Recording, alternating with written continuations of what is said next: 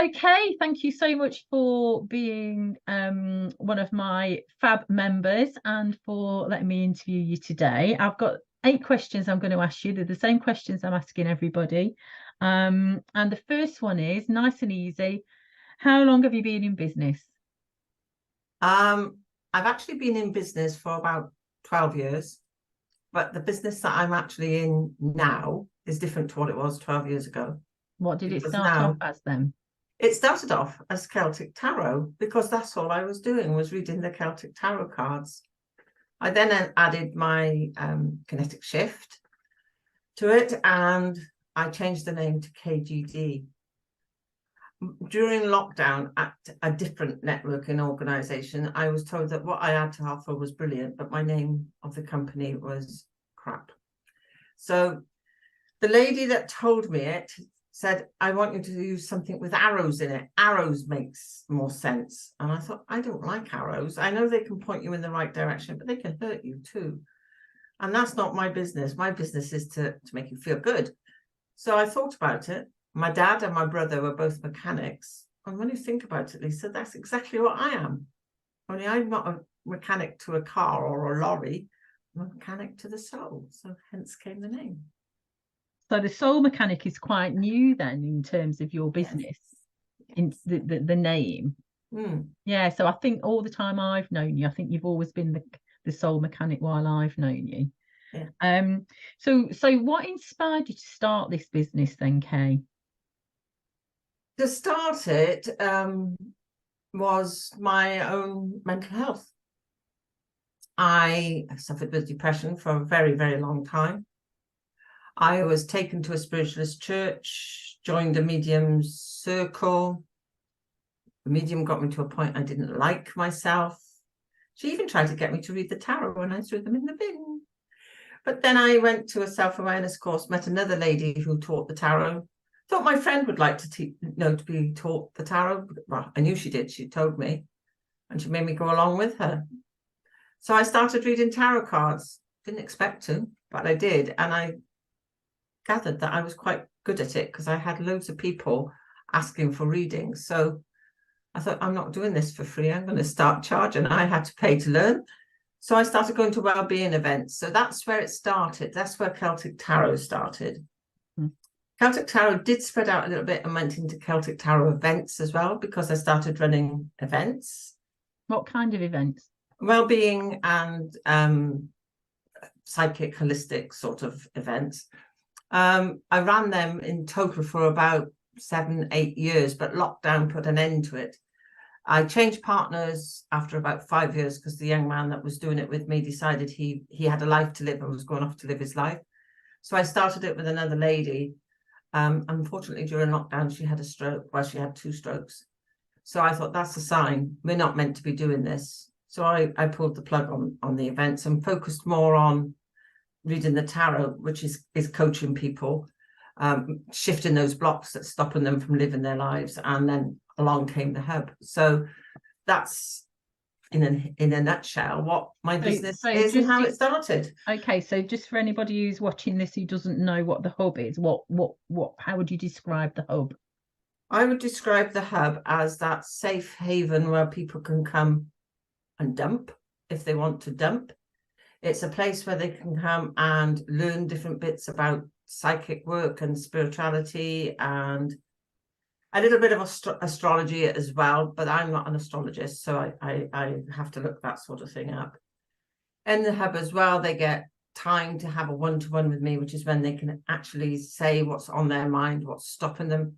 They can even have a 3-card reading if they want on their one-to-ones. And there's also then a Q&A where the whole hub can come together and bounce off of each other. They get discounts on my services and they get free entry into a meditation circle, which I run every Wednesday evening, and that is open to the public as well. Okay, so there's quite a lot going on there then for a membership, from a membership point of view then, isn't there? Yeah. So what would you say then of all the things that you do is your favourite thing about your work? I haven't really got a favourite because they all work in the same way for me. They all make somebody feel better. So I would say they are equally favourite. I suppose in some ways the hub people would expect me to say is my favourite because that's a regular income. But I love them all. I love them all because it changes people's lives. You know, the cards make people think differently. Mm-hmm. From the card readings, they could say to me, well, I think I've got imposter syndrome, or I've got a block of some description. They can then come and have kinetic shift. So they're equal in things, really, although they're standalone. Yeah. I love each and every one of them. Okay. So in terms of running your business then, what would you say is your least favourite thing about being in business? I would say my least favourite thing about being in business is selling. I hate selling, but we've all got to do it, haven't we? Well, if we don't sell, we haven't got a business. It's just a hobby, isn't it? Every bit. But that is my least favourite bit. So why would you say it's your least favorite bit then? What is it about selling? Because obviously you're very, very passionate about what you do and want to share what you do with people. So that's surely, isn't that just selling? Well, it is, but it's that finishing off the sale is my problem. Closing the sale. Closing it down, yeah. I can talk about it, but it's, you know, it's blocking it off then and getting that client in. But I'm improving, and I've just really upgraded my way of doing that as well. So watch this space, Lisa. Watch this space. Brilliant. So even selling is on your list of things that you're improving. Yeah. Fantastic. So if I said to you, what do you wish you knew then when you first started in business that you know now? What do you wish you knew then that is something? I think if I went back to the beginning, I wish I'd known about networking because I didn't in the beginning. Mm-hmm. I wish that I'd known that it's not wrong to ask other people to do different tasks for you, like accounting. And I think the main thing that I didn't realize was good for you is to have a coach, somebody in your corner. Mm-hmm. I think out of the other bits, I think having a coach is more important than networking or having that accountant. Having the right coach who's on your wavelength is worth $1 million to me. Absolutely. And I've had lots of coaches while I've been in business, different times, different coaches for different things. And I think it's knowing when it's the right time for the right coach as well, and just sort of being able to say, okay, well, this is time for me to move on now, and to move on to, you know, somebody else who's going to offer you something different, because we're all individual, aren't we? And we all do slightly different ways. So, but yeah, definitely I wouldn't ever be without a coach. And I think as well as that coaching, I mean, I know from being part of FAB, you can meet the right tribe, for want of a better word, and they are good for you as well. But you have to be in the right place at the right time for that. There's no crystal ball about that. Whereas with coaching, you can do your homework and find the right one. Yeah, absolutely. So my question was going to be about the FAB Business Club. So what inspired you to join FAB then, Kay? What was it about it that you thought, right, I want to be part of that? Lots of people that I knew had already joined you, and I thought, I want a bit of that cake too. So I tried it for myself with your fabulous golden ticket. I loved it. And as you know now, Lisa, I help you with one of the meetings too. And yeah, it's just absolutely fabulous. Brilliant. Well, I do appreciate all your help, Kay, of course, because I couldn't do it without you, I don't think. You and Cheryl help me out with the meetings. I don't know how I managed those first couple of meetings. I don't know. Did it all myself. I've got no idea how I managed that. Probably very chaotically. So as far as your favourite thing, what's your favourite thing about being part of the FAB community then, Kay? Is the comradeship, the support, the love, if you like, Lisa.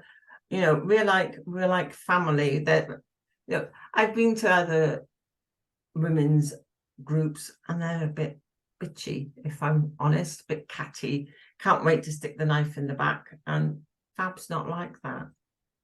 We're all there for one another. It doesn't matter which one of us says help. The rest of us are there to help. And it doesn't matter how far away, because I mean, you're up in Nottingham, I'm down in Wales, and I still get the help. And, I know we run sort of face-to-face ones 4 times a year, and I know I can't get to the 4. But I know when I get to one of them that it's a real family reunion, if you like.